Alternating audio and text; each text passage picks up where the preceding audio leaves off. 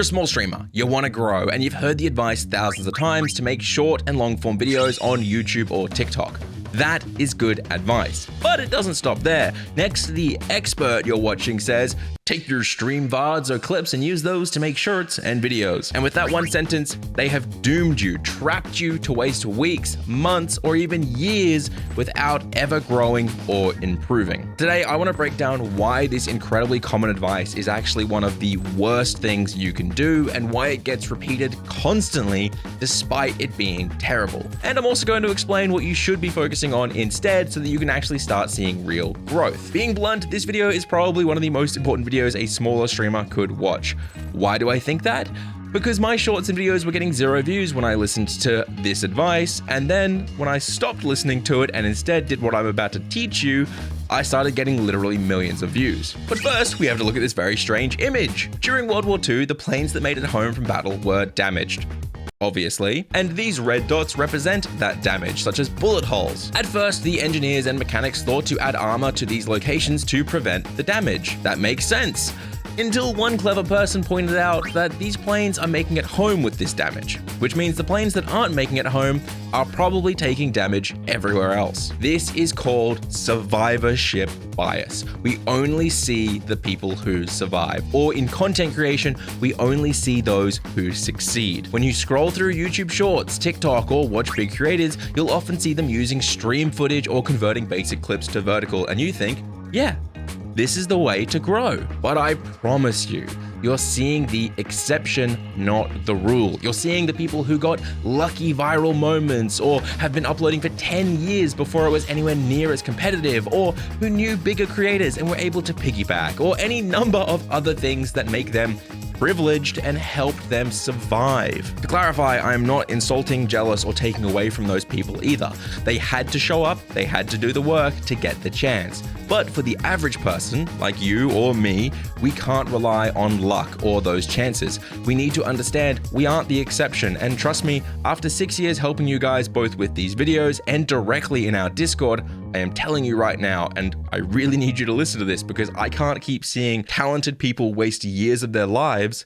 This strategy does not work for the majority. But why is this approach so brutal, and what can we do instead? Well, I'll cover that in a moment, but first, I know I'm gonna get comments saying, I convert Twitch clips to vertical and get thousands of views. So I need to quickly explain, those views aren't real. Nearly daily, someone in our Discord explains to me they aren't growing despite posting shorts daily and getting thousands of views. So I go to their channel and it's always the same. Twitch clips converted to vertical, no hook, no story, no payoff. Sometimes they're edited, but not often, and they are indeed getting thousands of views. Usually, each short gets around 500 to 1500 views, which is a huge number to them. Except the way vertical feed content works is they don't have thumbnails. Platforms have to test vertical content by showing it to viewers who will then either swipe away or watch the content. The problem is every single test counts as a view. If your short isn't getting higher than 5,000 or 10,000 views, then you're never breaking that testing stage. You're not actually getting viewers. They're not engaging with you.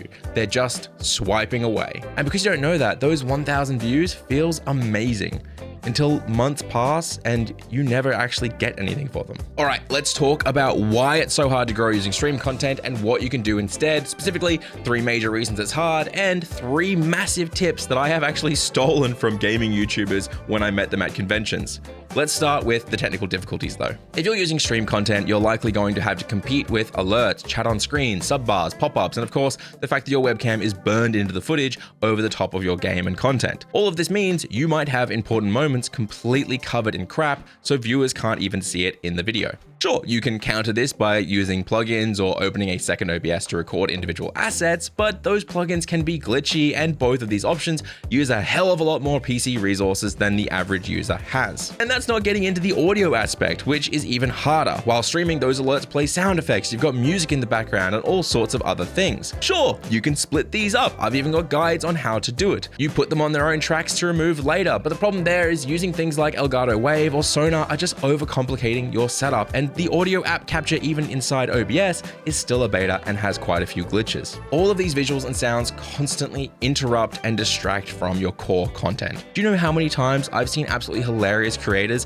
have absolutely amazing moments ruined because of an alert? Too many times. Or imagine you want to zoom in on your reaction from your webcam. You're using the Twitch encoder so that 1080p isn't very crisp in general, and then we crop in 400% and it's looking kind of garbage. So what do we do instead? Well, what myself and some of the biggest YouTubers on the planet choose to do is record offline, obviously, but specifically create a new profile in OBS and a new scene collection. We change our canvas size to be double wide. So for example, I record 1920 by 1080p, which means I'd make my canvas 3840 by 1080p, so I can place my game at full resolution on one side and my camera at full resolution on the other. I change my OBS recording bitrate to be roughly 16 CQP or 15,000 CBR. I'm covering that kind of quick because I have an entire video linked at the top of the description where I break down how to do recording settings and set this up in detail. And once I've set that up, because I'm not live, I don't need to play music or have sound effects, which means as long as my microphone is on its own track and my game is on the other, then my audio is split. Setting it up like this is the first thing we're stealing from nearly every massive YouTuber. The second we're stealing from Donkey. When he records a gameplay, he has a hotkey to start and stop his recording. Whenever something he thinks is key to the story happens, he hits that button, which ends the clip and starts a new one. When I'm done recording, I take all of these files into my editing software of choice. That, of course, will need to be able to handle multi-track audio. In this case, I use Premiere, but DaVinci Resolve is free and should be your choice as well.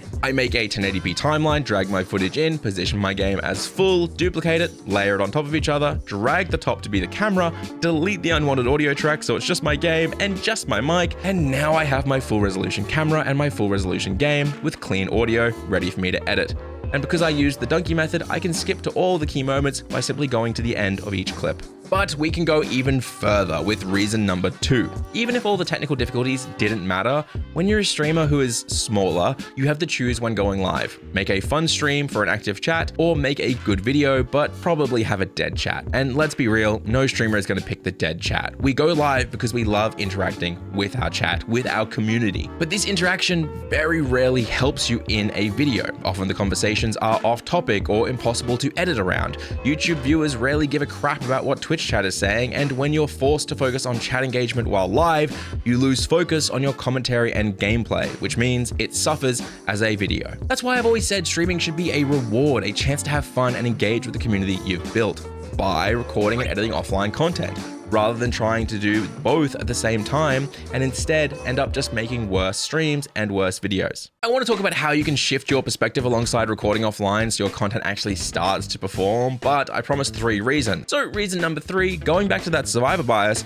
when you inevitably watch all these survivors uploading clips and videos, you notice they love to use their face in thumbnails, in shorts. They create very egocentric content where their personality is the big focus. This works because they are bigger already and known at this point. It's called ego posting, essentially using your own popularity to continue to drive clicks and grow. This is not a bad thing when you're big, but it is an awful thing when you're small. When you're starting out, you have to appeal to viewers who don't know you or care about you. When I make gaming thumbnails and titles, I don't include my face or personality. Instead, I focus on making a clear visual story that is intriguing and then backing that up with a punchy title and making sure my entire package can be understood by the largest possible audience. And with that, let's move on to the most important part. How do you even make offline content? Well, you have to first start with an idea, preferably an idea that is interesting to viewers.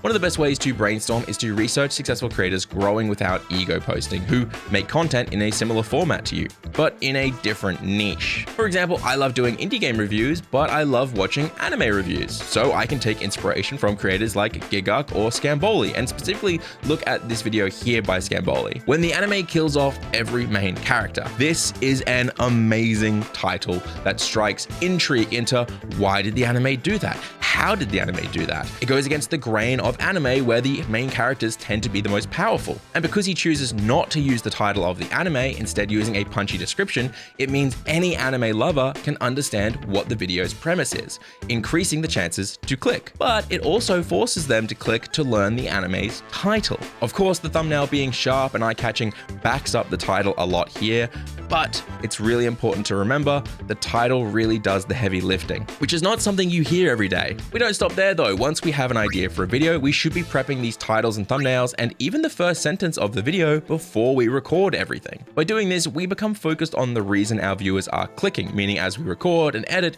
we naturally make decisions that keep our viewers watching and increase our retention rate. You can go back and change the title and thumbnail and your first sentence after you've finished recording, but the reason we do it so early is so that we know the idea has some value before we even hit record. This is the same concept for shorts as well. People don't care about you or me, so take all of this and apply it to the very first frame of your short. The very first line should be a punchy reason to keep watching. They should have intrigue to stick around and see the ending or the goal you've set up, such as learning the anime or game name, with the middle being the interesting meat and potatoes that they are watching simply to get to the goal. None of these shorts or videos should rely on a viewer having to know who you are or watch your other content to enjoy it either. A good piece of content is entirely isolated, an entirely watchable piece of information that doesn't need any outside context or any outside information to enjoy it. Planning out the packaging early and researching how to appeal to a viewer isn't the only skill you learn by approaching videos offline, and it's certainly not the only valuable reason. For example, have you ever sat down to edit a video and just been completely lost as to what to do? This means you didn't plan enough, and it happens with nearly every streamer I speak to trying to edit clips or streams into content. When we plan an idea and package it early, it takes the editing stage and gives us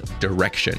You know where you're starting and you know where the end is. Now you just have to tell a fun, cohesive story all the way through. I know beginners see editing as fancy effects, crazy transitions, or loud sounds, but the truth is that editing is where the story comes together. It's when you take all the random disjointed moments and line them up to show your journey from start to end in a cohesive and engaging way. You do this by cutting out the unimportant moments, summarizing long but key points to shorter single sentences, and setting up difficulties for our main character, aka you, to overcome in reach of their goal. And of course, finding all these key moments and story beats is incredibly easy for you because you used the donkey method we talked about earlier. And with that, it's time for the secret third thing we're stealing from big YouTubers, and that's lying.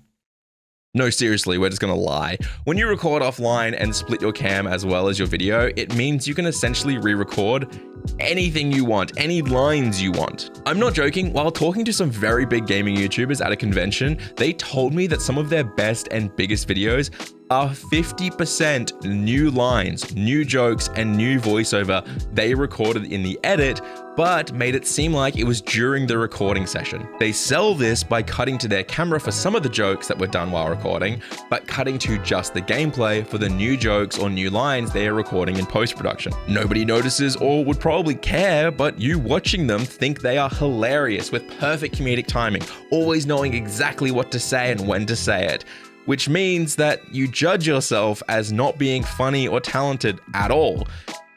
But that's probably not true. Like a 50-50, you probably got something going for you. Now, learning what to cut and what not to, and how to add voiceover or new lines is brutal, but there are two ways to learn. First, just practice. Just start to edit a video together based on a planned and packaged idea. But second, it's learned through input. If you're trying to learn what gets cut and what doesn't, the best thing you can do is watch a large creator play something you've played and see just how much they cut. I'm specifically going to link ConnorDawg in the description because he takes massive games that take dozens and dozens of hours and cuts them down to cohesive stories that take, an hour or two to watch, while also packaging those videos the same way we talked about earlier. But this leads to the last problem.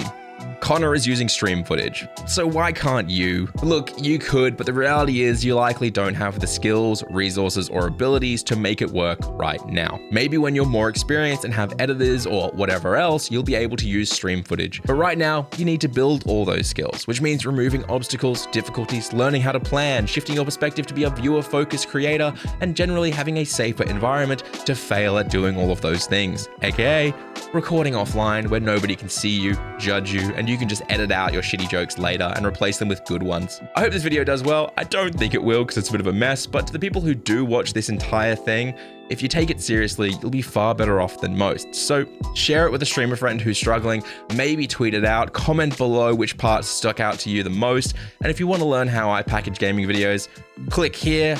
And if you want to learn how I got 30 million shorts views by following this advice, click here. See you guys next week.